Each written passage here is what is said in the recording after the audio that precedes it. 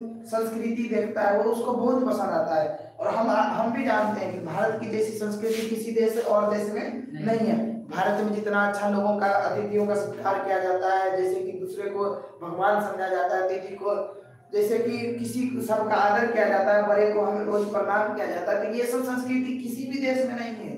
तो जब भारत आए मिक्स तो यहाँ का वेद रीति रिवाज देखा, यहाँ का प्रचलन देखा, यहाँ का जो सांस्कृतिक कार्यक्रम वो सब देखा, और वो इतना ज्यादा प्रफुल्लित हो गए तो उन्हीं से वो जो है इस चैप्टर को लिख दिया है भारत से हम क्या क्या सीखें। तो वहाँ यहाँ वो खास करके किस चीज का जिक्र किया है कि भारत के प्राकृतिक सौंदर्य का, भारत के प्राकृतिक सौंदर्य का, भारत के रीति रिवाज का, भारत के परंपराओं का। समझ में आ गया कि नहीं? उसी को आप विश्लेषित करके लिख सकते हैं। इससे भी आप और जब बेहतर करना चाहते हैं तो जो लास्ट वाला पैराग्राफ है उसको बढ़िया ढंग से लिख दीजिए। लास्ट वाला पैराग्राफ को पहला सभी लोग को कह रहे हैं जितना भी लास्ट वाला पैराग्राफ है उसको पढ़ के समझ के आना है, ठीक है? फिर हम आगे बताएंगे। चलिए आगे देखिए, आगे है आपका चौथा चैप्टर नाखून क्यों बढ़ते हैं। ये भी वही कहानी है। अब कहानी का मतलब कहानी नहीं समझना है, कहानी का भाव समझना है। अब नाखून क्यों बढ़ते, इसके लेखक कौन है? हजारी प्रसाद द्विवेदी। नाखून क्यों बढ़ते हैं, इसके लेखक कौन है? हजारी प्रसाद द्विवेदी। अब देखिए लेखक के सामने ये सबसे बड़ा सवाल कहाँ से है कि नाखून क्यों बढ़ते हैं।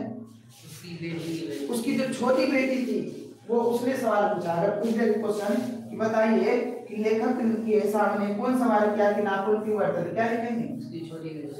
उसकी छोटी बेटी पूछा कि नाखून क्यों बढ़ते हैं, ठीक है? तो उसी के विषय में उन्होंने जो है ये पूरा लिखा है, ठीक है? और चूंकि हमारा और तुम्हारा जवाब क्या होता है, नाखून क्यों बढ़ते हैं, तो हमारा तुम्हारा जवाब क्या होता है कि फला हार्मोन्स के कारण बढ़ते हैं, यानी दो से लाइन खत्म हो जाता है।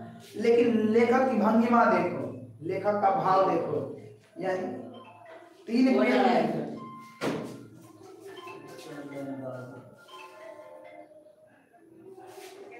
हाँ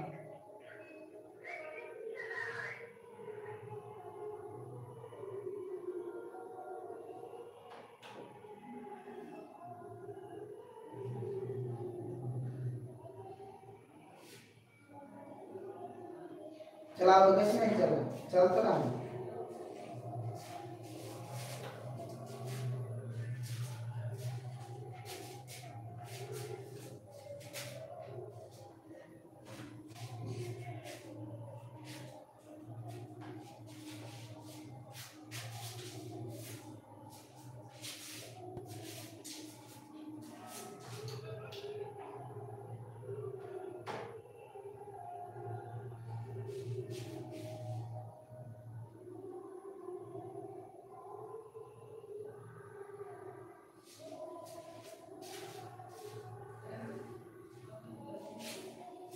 चलो देखो आगे, तो नाखून क्यों बढ़ते हैं, तो मतलब क्या हुआ कि नाखून हमारे पाश्विक वृद्धि को दर्शाता है। पाश्विक वृद्धि मतलब ये एक पशु का लक्षण को दर्शाता है।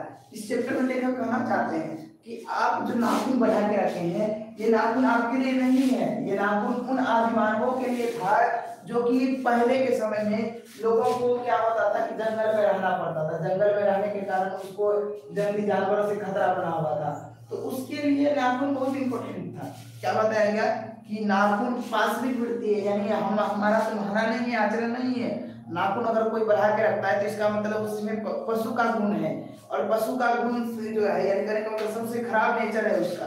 क्योंकि नाखून किसके लिए जरूरी था, नाखून जो पहले के समय में जो आदि मानव थे जो जंगल में रहा करते थे, जो कि चारों तरफ से जंगली जानवरों से घिरे हुए रहते थे, उसके लिए नाखून इम्पोर्टेंट था, क्योंकि उसको जान माल का रक्षा करना था, अपना जान बचाना था, तो इसके लिए उसको नाखून चाहिए था, क्योंकि उसको कभी कभी जंगली जानवर को शिकार करना पड़ता था, तो इसके लिए नाखून जरूरी था। लेकिन हमारे तुम्हारे जैसे के लिए क्यों नाखून जरूरी, नाखून रखना कोई जरूरी नहीं है।